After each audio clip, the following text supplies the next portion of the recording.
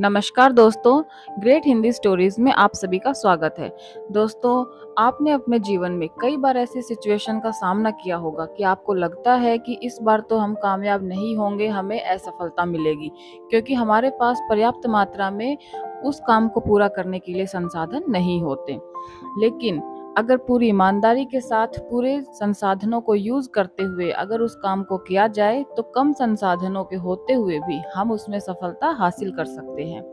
इसी से रिलेटेड कुछ आज की हमारी कहानी होने वाली है जिसका शीर्षक है अब बस जितना है उसी से कामयाब होना है। मतलब जितने हमारे पास रिसोर्स हैं उन्हीं को यूज करते हुए हमें सफलता को प्राप्त करने का प्रयास करना है, और अगर आप प्रयास अच्छे से करेंगे तो आपको सफलता भी जरूर मिलेगी।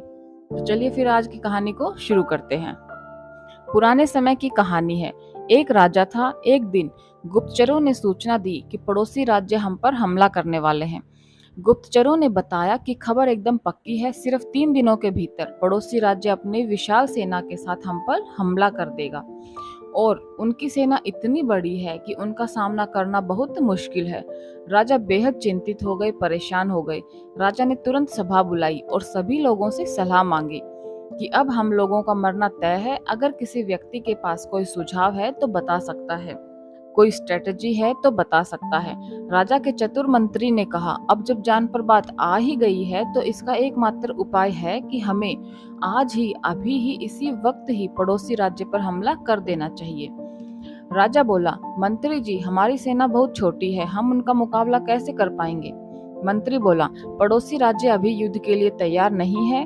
अभी उस राज्य पर हमला कर देंगे तो उन्हें संभलने का मौका भी नहीं मिलेगा और हमारे जीतने की कुछ तो संभावना बनेगी। वैसे भी हम पर हमला होने वाला है, वो इतनी विशाल सेना है कि हम यूं ही मरने वाले हैं।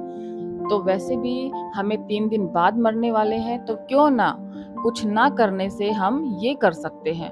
राजा को बात थोड़ी अच्छी लगी। उसने तुरंत अपनी सेना को तैयार होने का आदेश दिया और उस राज्य के नागरिक भी सेना के साथ जुड़कर युद्ध में चले गए। पड़ोसी राज्य जो था वहां तक पहुंचने से पहले एक पुल पार करना होता था। एक पुल था जो जैसे ही उन सभी ने पुल को पार किया और उस पुल को पार करके जब वो राज्य में घुस गए तो राजा ने कहा, हम अपने पड़ोसी राज्य में घुस चुके हैं, ये जो पुल है इस पुल को जला दो। और जलाने के बाद सेना को बोल दिया, हमारे पास में अब और कोई ऑप्शन नहीं है सिवाय लड़ने के। अब हम या तो लड़के जीत लें या फिर यहाँ पर ही मर जाएं। हमारे पास भागने का कोई रास्ता नहीं है। सभी सैनिक अपनी पूरी क्षमता के साथ लड़े और पड़ोसी राज्य की बड़ी सेना को उन्होंने हरा दिया।